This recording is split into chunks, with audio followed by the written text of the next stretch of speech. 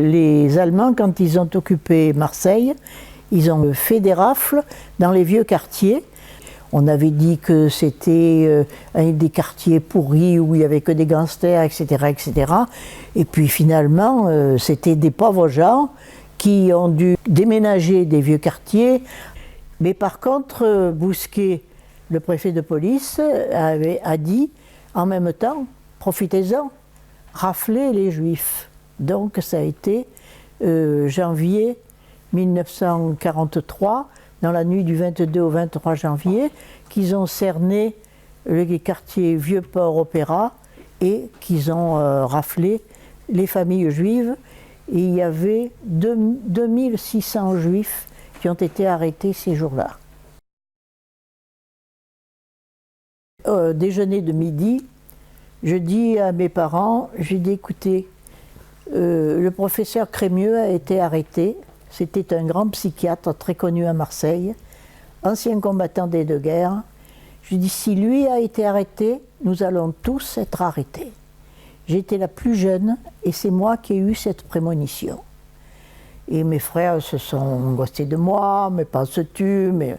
Je lui ai dit, écoutez, moi j'ai mon ami du lycée, dont les parents m'avaient proposé de m'abriter, de m'héberger chez eux. Mon père n'était pas tellement d'accord, mais ma mère, qui comme une femme était plus sensible, m'a dit, écoute, si tu veux y aller, vas-y, on t'apportera une valise avec des vêtements et tout. Et j'étais en train de me lasser les chaussures et on tape à la porte. J'ouvre, je vois deux messieurs, deux Français, qui me disent « Monsieur Marter ». Je dis « C'est pourquoi ?»« Ça ne vous regarde pas ?» Je dis « Je suis sa fille. »« Ah, vous êtes sa fille ?» Ils ont poussé la porte. « Et où est Monsieur Marter ?» Ils sont montés dans la chambre, ils ont réveillé mon père. Moi, je dis à ma mère, je saute par là. On avait dans la cuisine une fenêtre qui donnait sur une cour et je lui dis je fiche le camp par là. Elle m'a dit ils vont te tirer dessus. Et je ne suis pas partie. Ils nous ont arrêtés, mon père, ma mère, moi-même, des voisins qui venaient au garage de mon père. Ils sont allés au magasin de ma grand-mère, qui avait un magasin de chaussures en plein centre de Marseille. Ils ont arrêté ma grand-mère, et qui avait 70 ans à l'époque, et puis des clientes qui étaient là. Mes frères ont été avertis. Mon frère aîné est arrivé au magasin. Il n'a pas vu l'employé qui lui faisait signe de ne pas rentrer. Il est rentré quand même. Et il a été arrêté. Et mon frère cadet, lui qui a vu que l'employé lui faisait signe, lui, il est parti, il a été caché par celle qui allait devenir ma belle-sœur, sa future femme. Mes deux cousins qui étaient dans le maquis des Cévennes ont été avertis.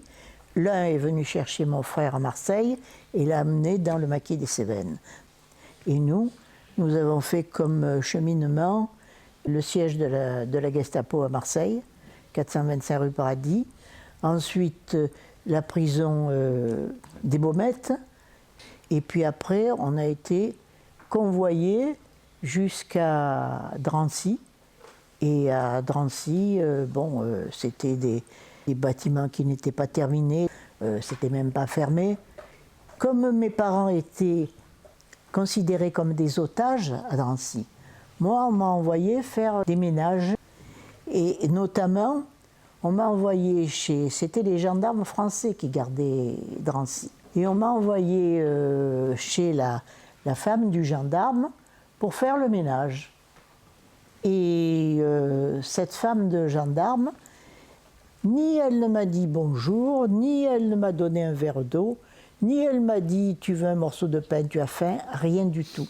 C'est quelque chose qui m'a marqué, parce que j'ai eu affaire aux Allemands, j'ai eu affaire aux SS, mais qu'une femme française traite une jeune fille de 16 ans de cette manière, c'est quelque chose que je n'ai jamais pu oublier.